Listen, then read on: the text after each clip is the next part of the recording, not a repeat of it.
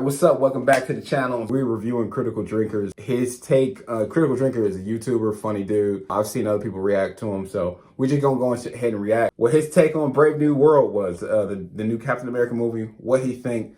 This dude's usually pretty funny, so let's check it out. At one point near the end of Brave New World, Sam Wilson uses Captain America's shield, Ant-Man's helmet, and Falcon's wings made from Black Panther's vibranium to fight a not-so-incredible Red Hulk. This is true. So for the purposes of this review, I'm going to refer to him as Captain Black Ant Falcon Man from now on.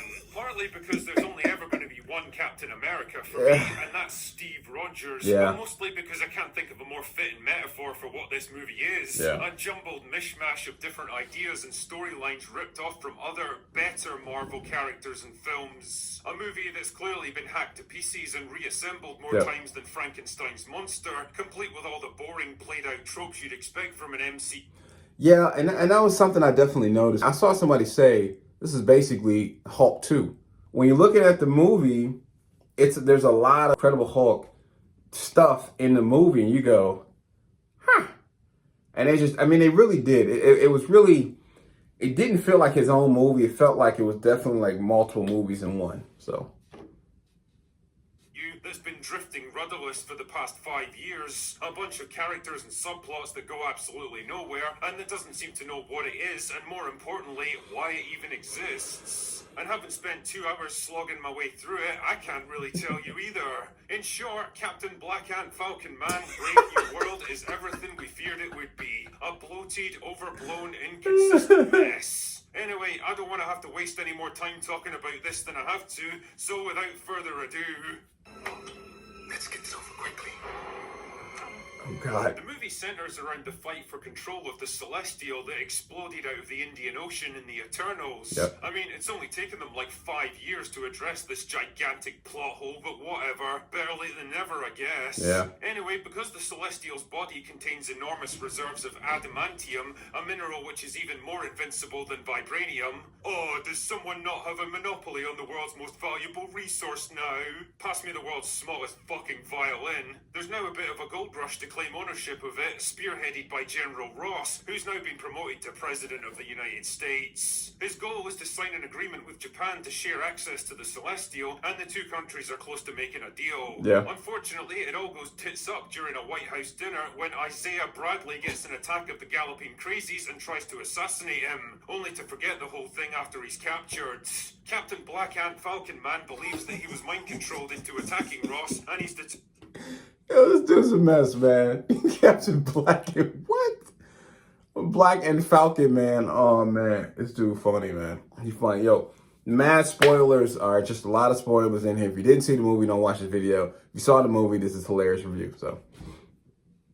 To clear his name, so he begins his own investigation that soon leads him to a classified black site where he conveniently runs into Giant Brain Man, a test subject exposed to gamma radiation that caused him to get super smart, which Ross then exploited for his own personal gain. Oh yeah, and this small child shows up for like 5 minutes to give us the obligatory girl boss moment, and then basically does nothing for the rest of the movie. You've often heard me joke about petite actresses being... Oh man, yo, it is funny. Like, she come up and it's just like, bruh, what are you doing here?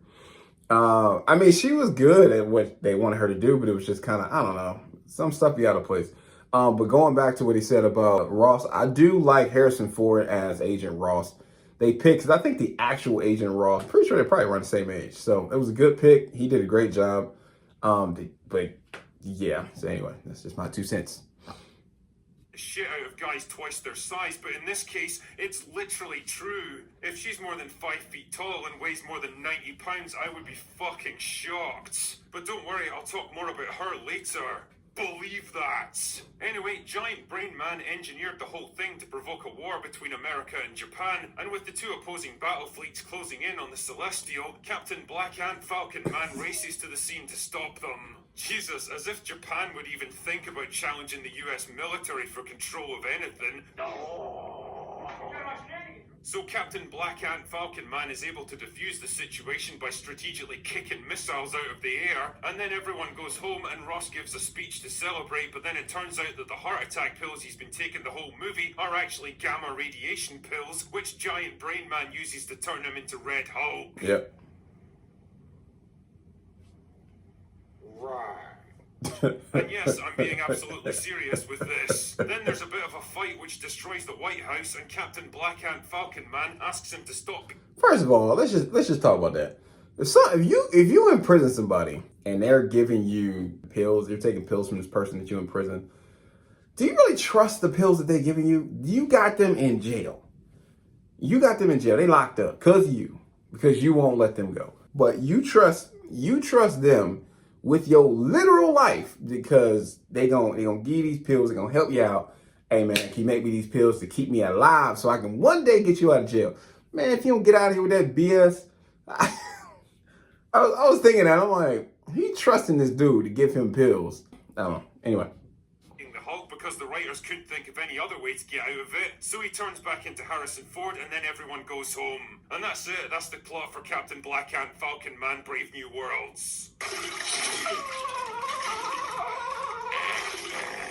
You know, when I think about the tortuous production process this movie had, all the rewrites and reshoots that it went through, it's actually hard to imagine what Brave New World even started out as. I mean, the overall tone is vaguely in line with Winter Soldier. There was clearly an attempt to ground it in something resembling reality, with all the government conspiracies, classified projects, Black Ops missions, and the looming threat of global war. The problem is, it also has to work in ridiculous bullshit like the continent-sized Celestial sticking out of the ocean and the Red Hulk, and those elements go together about as well as intersectional feminism and reason, logic, and personal accountability. You can't take the themes and emotional tone of the Eternals and Winter Soldier and mash them together in one movie and expect it to make sense. And as always, the devil is definitely in the detail here. First up, there's the antagonist. Instead of an understandable villain trying to bring about world peace by eliminating everyone who could oppose his agenda, furthering the movie's central theme of security versus freedom in Winter Soldier, we've instead got just another generic supervillain out for revenge. His motives and ultimate goals are as bare bones as the withered husk that was once Ariana Grande, and as much as we're constantly told that he's some genius biological computer who knows what you're going to do weeks before you do it,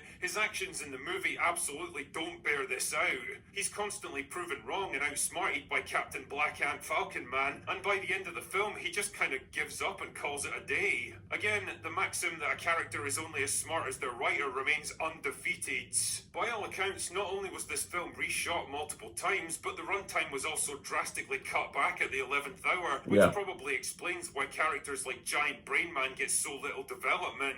It's all been left on the cutting room floor. It's the same story with Giancarlo Esposito, who the trailers played up as some criminal mastermind that was going to test Captain Black Ant Falcon Man. I would have thought he had more time. In reality, he's just a basic bitch hired gun who appears in like 3 scenes, and watching it's true.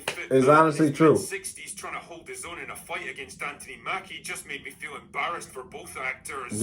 Mackie himself does his best with the wildly inconsistent material he's got to work with. His basic character arc is similar to Falcon and the Winter Soldier, a man conflicted about who he's working for and unsure about whether he's the right guy for the job. In the hands of better writers, and assuming it hadn't already... And honestly, that's really what it feels like. When you watch the movie, it feels like just an extension of the TV show, to be honest. I saw somebody say, like, it's just like, this felt like it could have been a TV series, and I honestly think it was. I think they made the show. I think the show was about, like, eight episodes, something like that. And then they made a movie. Like, they had a show, and it's like, hey, we're going to make this movie. And it just felt like an extension of the show. In so many ways, and because you're putting in other Marvel aspects. I wanted to give this movie a chance. It was a good movie. It's just, it was good. It was great. They could have did so much more with his character. I mean, he did the best he could as an actor with the material he was given, but it's just they didn't really give him a good direction. Been done in a TV show already, the story of a successor struggling to fill the hole left by a legendary hero and find his own path forward might have made for a decent character arc. Here though, it just feels forced and repetitive, trying to manufacture a character conflict that's already been resolved, and loading him down with ridiculous levels of technology that can do almost anything. It makes him feel more like Iron Man than Captain America. Like, if you're going to turn him into something that doesn't even vaguely... I agree, and again, spoilers, but I mean, he got him being Falcon with the shield. I mean, he's Falcon and Captain America. So that's cool. But then you got the Wakanda, like, wings, and then you got like the Ant-Man helmet, and then you got the, he really did feel like a couple different characters merged into one. So. The hero he's replacing, then why even call him Captain America in the first place? True. Then there's the small child pretending to be a secret agent whose name I totally forget because it's only mentioned like once in passing. A character who I guess once had a much bigger role in this film, kind of like Natasha in Winter Soldier, only definitely not as hot. But as it stands, I've got no idea how I'm supposed to feel about her because there's really nothing to like or dislike here. She barely even has any dialogue, never mind a personality or character arc. And if I was a cynical man, I'd say that her Israeli background might have had something to do with it. Likewise, the totally implausible David and Goliath war between America and Japan, when China would have been a much more plausible rival. But then again, we wouldn't want to offend one of Disney's biggest potential markets now, would we? And I guess that's the fundamental problem when your storytelling philosophy is basically, let's push whatever ideas are current, safe, focus group tested, and politically correct.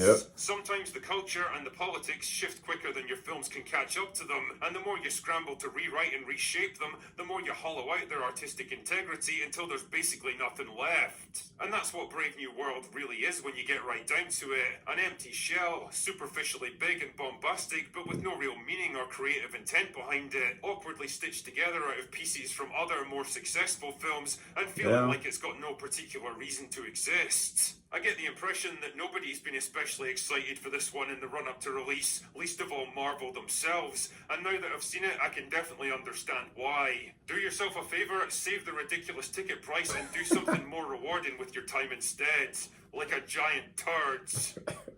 Anyway, that's all I've got for today. Go away now.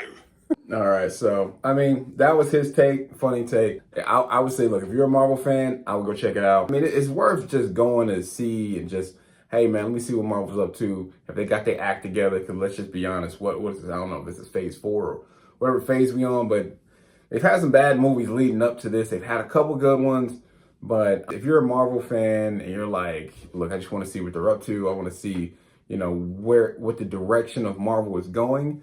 I would see this movie. If you don't really care, if you're like a casual fan, then maybe not. But if you're a Marvel fan, I would definitely check it out.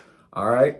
Till next time, get y'all on the next one. Go ahead, like, subscribe, follow my channel. I'm trying to grow this channel. Let's go ahead and grow this thing together. So let me know what y'all think in the comments. Like and subscribe on the next one.